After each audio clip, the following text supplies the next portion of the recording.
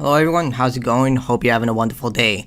I love a black Final Fantasy character that isn't just a comic relief. Barret and Sazh are awesome, but I'm ready for someone a bit different. Now, I've read through this article, but I'm going to offer my own context based on what I think of this. I think the article is very all over the place. Now, this video will contain spoilers for Final Fantasy VII, the original game, Remake, Rebirth, and Final Fantasy 13. I'll also be talking about Final Fantasy 8 and 10, so spoilers ahead for those games if you're playing them, but let's get into this article. Representation matters in Final Fantasy, with characters like Barret and Sazh providing complexity and depth beyond stereotypes. Both Barret and Sazh, while initially serving as comic relief, evolve into father figures with emotional depth and impactful storylines. It's time for Final Fantasy to introduce a new type of black protagonist, one who defies stereotype portrayals. Now you can see from the highlights that the last one contradicts the first two highlights and the title itself, so, first red flag there. This article contains, I already said that. Final Fantasy as a franchise has a short list of black main cast characters. Within the mainline series, there are both Barret Wallace from Final Fantasy VII and Sazh Catsroy from Final Fantasy XIII's trilogy. While as a black gamer, I've enjoyed their conclusion within the series, it's time for us to get a black character that doesn't fall into the same comic relief archetype. Now, while Barret and Sazh do serve as comic relief, in Final Fantasy 13 you can also argue Vanille is a comic relief character as well. They're also the most serious characters in the game. When it comes with Barret, you see all the hardship that he's endured. You find out, even though he's the leader of the Avalanche Resistance group, in Remake, he's actually the leader of a subdivision that went AWOL because they were listed as too radical. You find out his main motive is revenge because of what happened in Corral. When the Mako reactor exploded, Shinra tried to cover it up by killing everyone in town, and he lost everyone he loved, including his best friend, Dyne, who also had a daughter who he adopted, and Marlene actually doesn't know that Dyne's her real dad. She thinks Barret's her real dad, and he's been keeping that secret because he feels responsible for what happened, seeing that he was one of the people in Corral who pushed for the Mako reactor, believing it would benefit their community. So his primary goal is revenge, but he tends to, he still cares about the planet, but that's second. The first thing he wants is revenge, and he tends to hide that from everyone, including himself, until he's finally forced to face it when he encounters Dyne and has to endure all the issues, all the problems, and his true self face to face, not to mention all the lies that he's told Marlene, because essentially he has been lying to Marlene this entire time about being her real dad. Barret's still a wonderful father, he cares about her deeply and everything,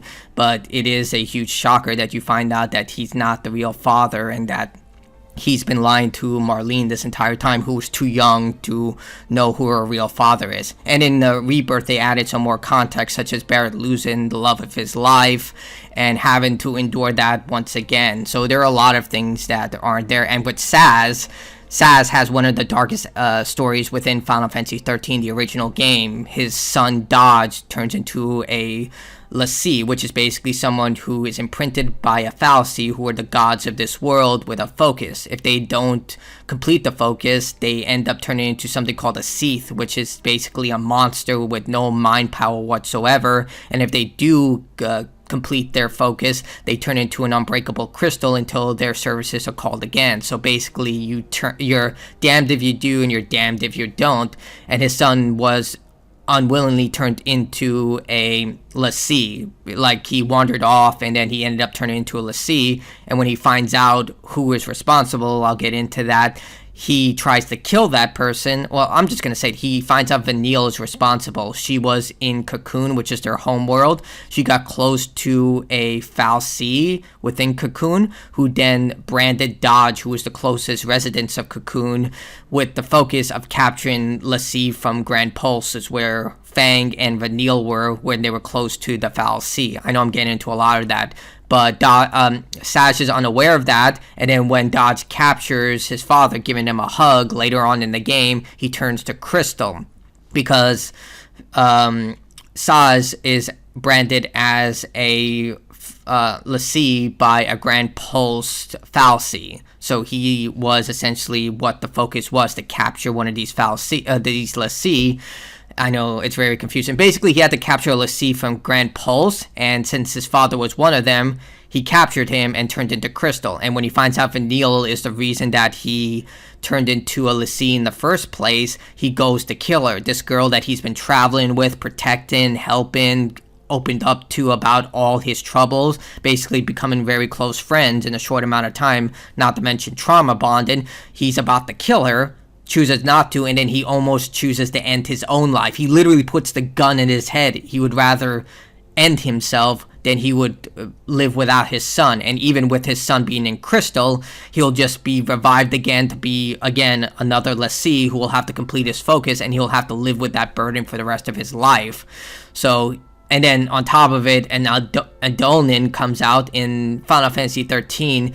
If you refuse to complete your focus or lose the will to move on, an Eldonin is summoned, and you have one of two choices. You either can fight and showcase that you're willing to fight. It's actually not a traditional boss fight. You just have to prove yourself to the summoning, or you can die, and the summoning will kill you. No problem. It fights you to the death. So, yeah.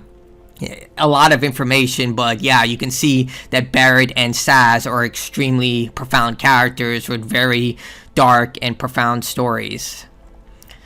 I was first introduced to Barret when I played Final Fantasy VII back in 2002. It was my first Final Fantasy. That award belongs to Final Fantasy VIII. I was getting my foot in within the RPG world.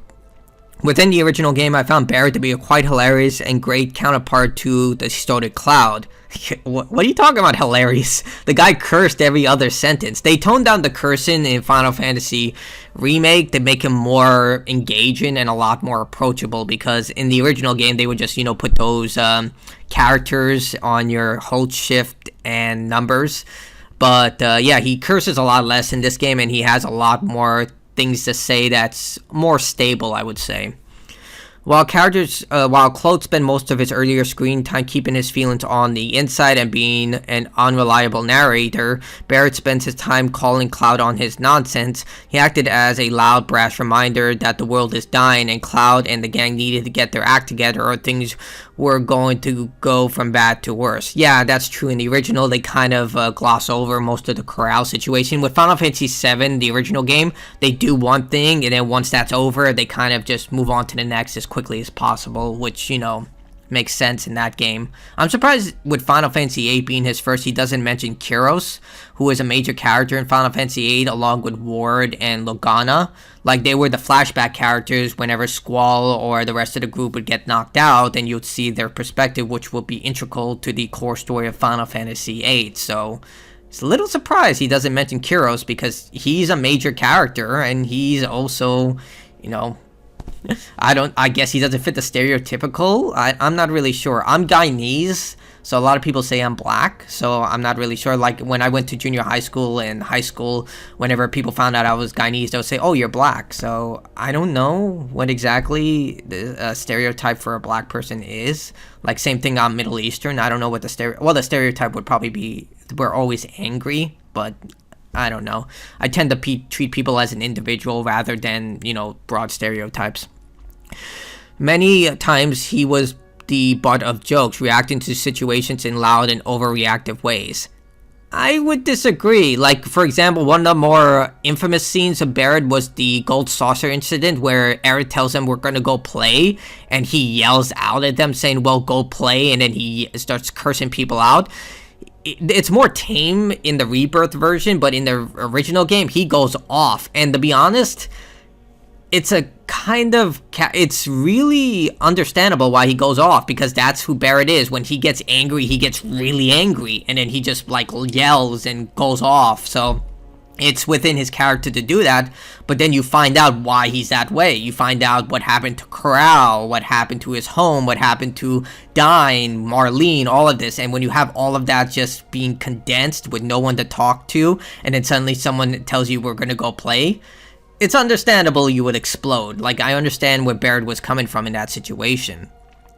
The cast members chuckled that Barret was once again being Barret and getting impatient because there was yet another obstacle placed within their past. Many of the characteristics translated to the remake trilogy and he was easily one of my favorites within the cast. I was looking forward to seeing the high-definition version of him in a sailor outfit, and I was not let down, and watching him mention how natural and comforting the ridiculous attire was for him. So I'm confused. Like, you say that you don't want him to be the butt of a joke, but the sailor outfit is actually a joke. Like, a lot of people were like, they laugh at this because there's this big, hulking, very powerful man wearing basically what is a sailor's outfit.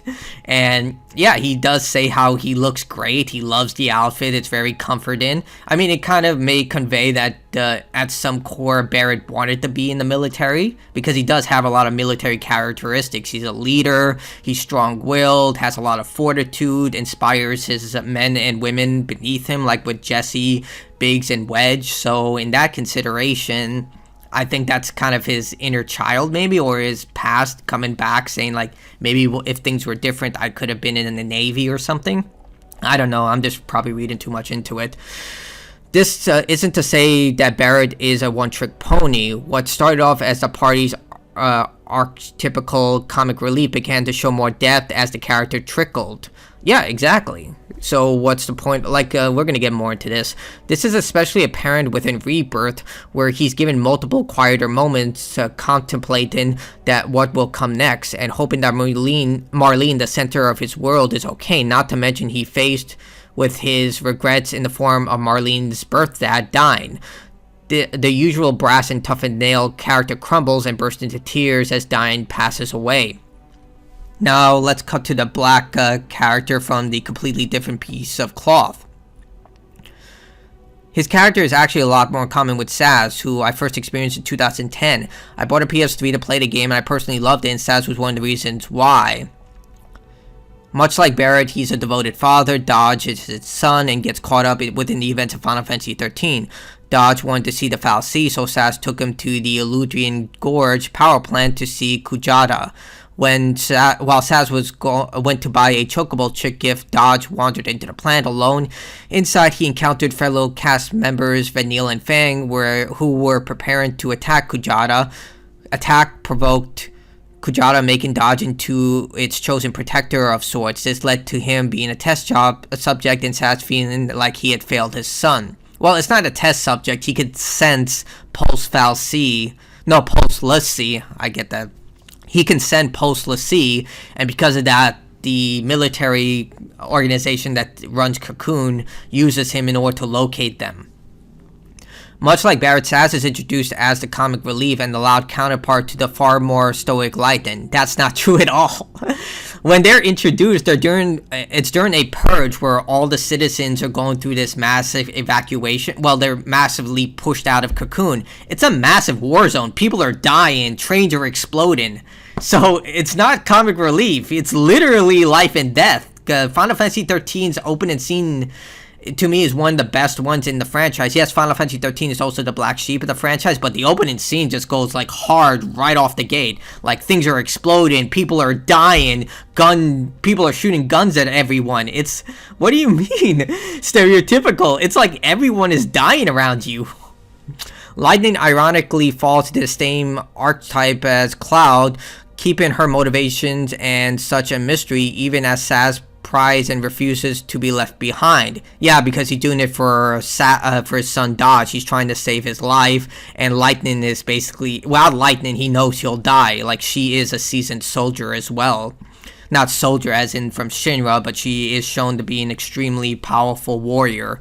He calls her out of her outrageous thoughts, pointing out how one person against an entire government is ridiculous. That's true. Like, Sazh is the voice of reason, but Lightning is hard-headed. She refuses to see reason. She's trying to save Sarah, who's her sister, who's also Lassie.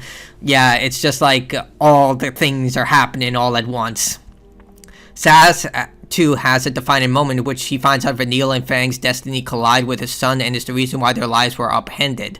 At one point, I remember thinking that he would shoot Vanille as the revelation happened, but then he just gave up on life. Luckily, his son sparks his desire to live, and he continues with the others on their journey together. Exactly. Like I stated, the guy has one of the most dark and profound moments within the game. He literally is about to shoot this girl, and then he's about to take his own life.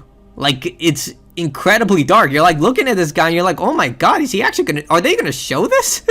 and then, you know, the summoning comes and it's about to kill him and Vanille, and he finds the strength to move on because he wants to see his son again.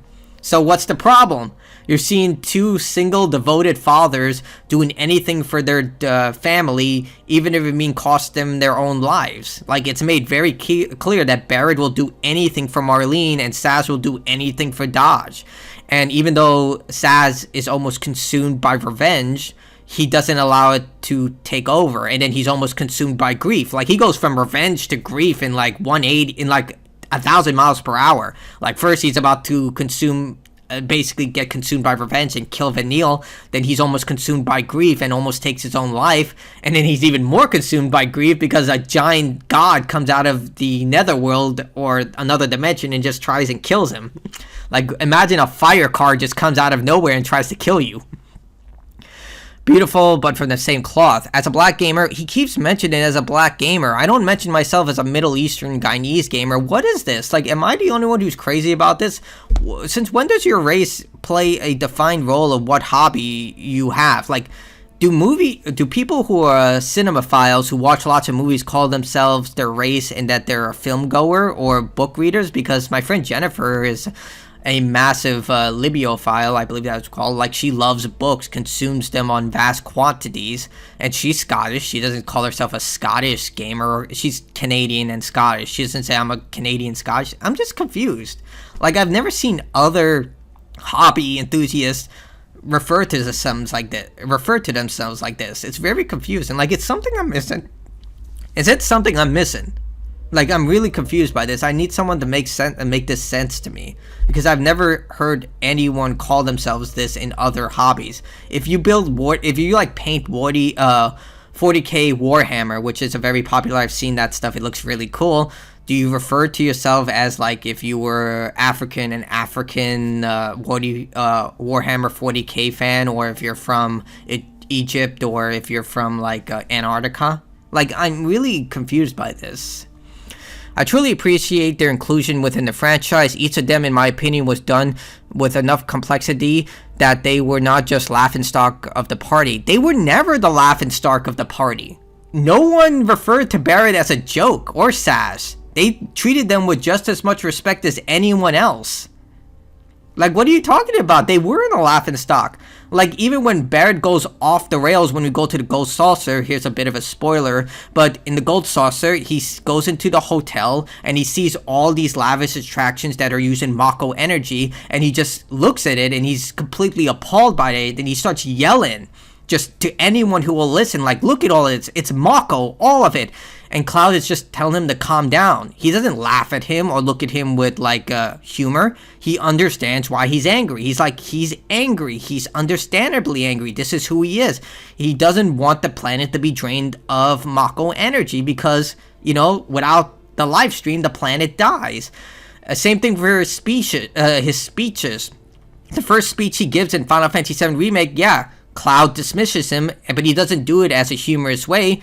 He does it in a way that he's like, dude, you have no idea what you're talking about. But then later on, Cloud understands. He's like, you know what? Barret is right.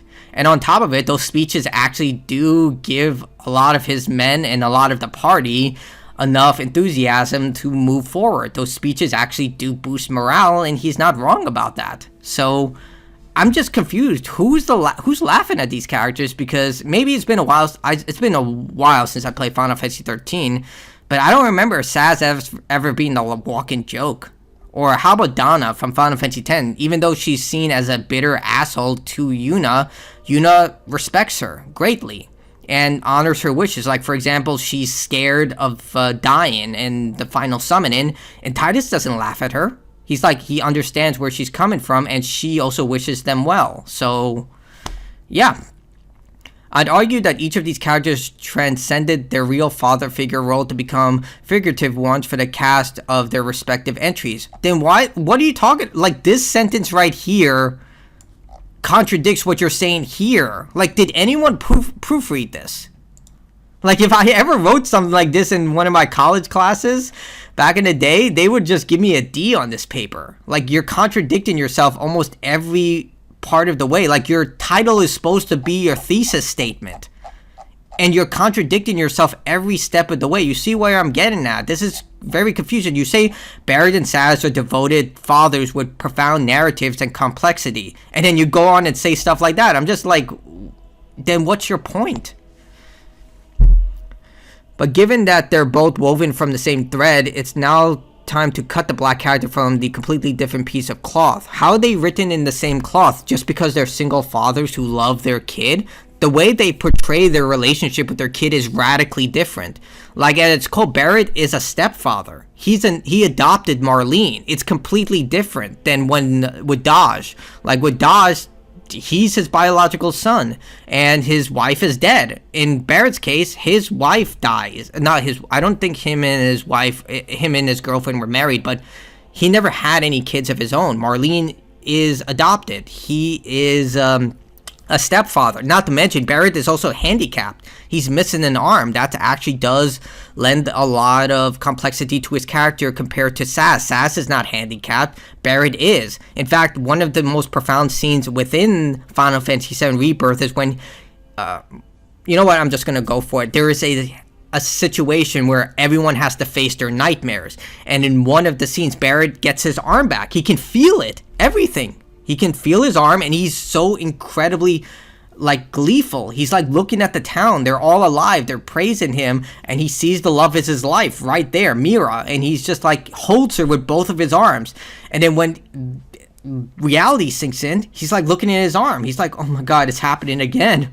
Like, it's completely different. Just because they're both black fathers doesn't mean they're cut from the same cloth. They're from completely different cloths. One is a stepfather, the other one is not a stepfather. One is handicapped, the other one is not handicapped. One has to deal with the idea that they will never see their son again, regardless, probably. Like with Barret, he has some hope that he will see Marlene again. But in the case of Sazh, there's like no chance that he would ever see his son again. If he completes his focus, he gets turned into crystal. If he doesn't complete his focus, he becomes a Sazh. No matter what he does, it's a lose-lose situation. Not to mention he's also l'Cie, and he's a post-l'Cie, which is an enemy of Cocoon, which makes it doubly worse. Because if he doesn't complete his focus, he gets turned into a Sazh and will never see his son again. Or he turns into Crystal and he'll never see his son again. Two very different things. This shift can be achieved in various ways, but I'd love to see a black character who is more than just introverted and quiet. What are you talking about? What are you talking about? You just made an entire argument of how loud they are, and now they're not? Sazh is not quiet. I remember that specifically. He's not quiet. He talks his opinion very vocally. Stereotypical society has often perceived black individuals such as myself as loud and aggressive. I don't know how much I agree with that, but nothing comes to my mind, so let's just run with it. Both Barret and Sazh stand out as one of the most animated and outspoken characters in their respective games. Yeah, because they're the ones who give the voice of reason to people, give them hope, and often act as the father figure. It would be refreshing to see characters that defy these stereotypes. So which stereotype are we talking about? You want them to be more quiet and introverted. So you want them to be like you? It sounds like you're just projecting that you want the characters to be like you. And I find that, I don't know this person, so maybe I'm wrong about it, but why do they need to be quiet and introverted? Why can't they be loud and outspoken? I mean, Texans are supposed to be loud and outspoken. Is that a stereotype with them?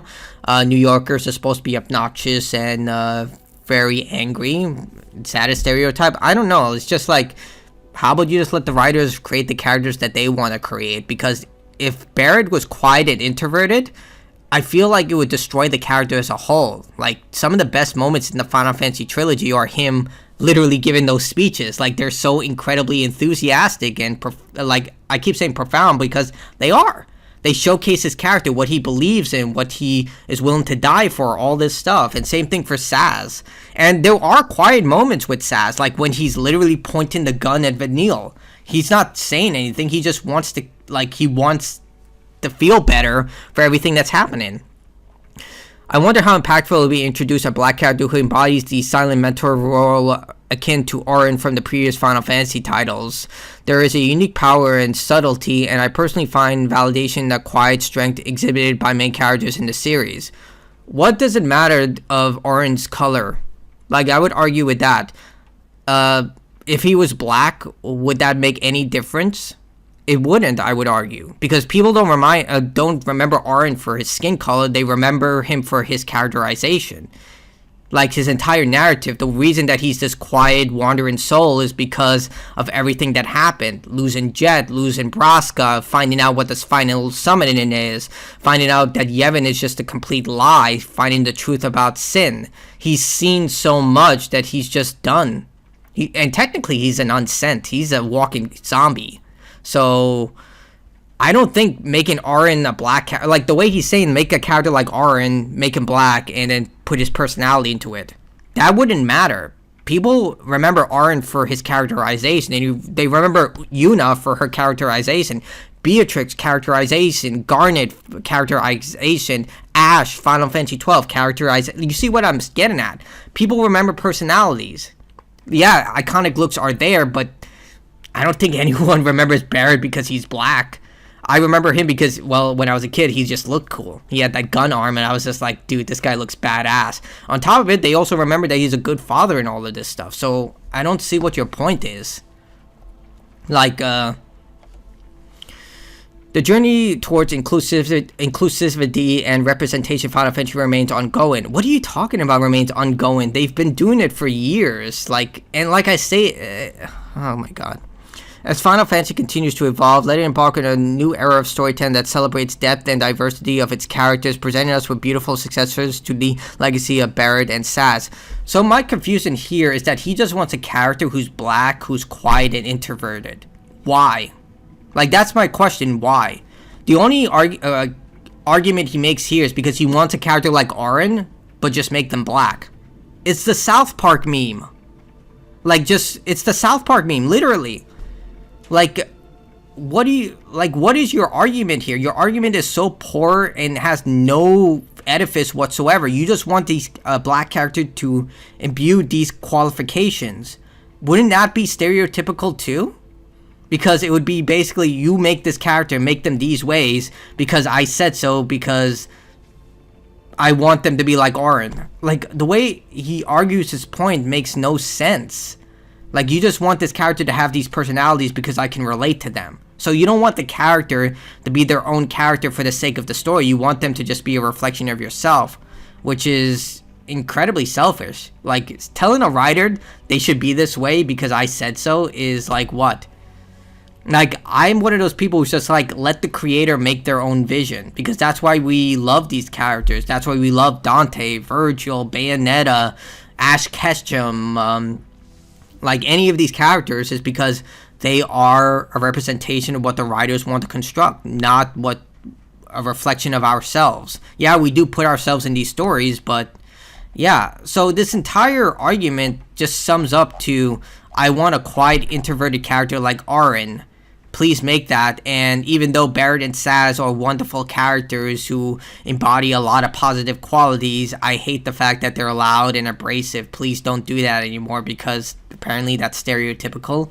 I don't know. Again, I went to a low-income high school where it was like, I would get 99% were black, Trinidadian, Jamaican, African, Haitian, all of them, and they were a mix. Like, some of them were quiet, some of them were loud. Like, they're just people. So I don't get this stereotype. Maybe it's because I grew up in this environment that I don't really understand what he's talking about.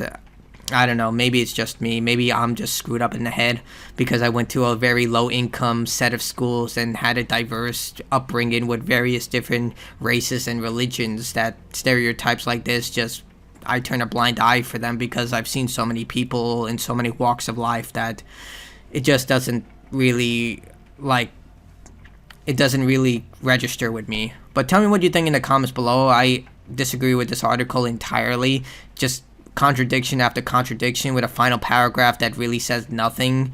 Overall, it's just, he doesn't even mention Kyros from Final Fantasy VIII, who is a black character, or Donna, or any other character. So I don't know. Tell me what you think in the comments below. Love to hear other people's opinions, but Yeah, that's it for me. Like, dislike, your choice. Goodbye.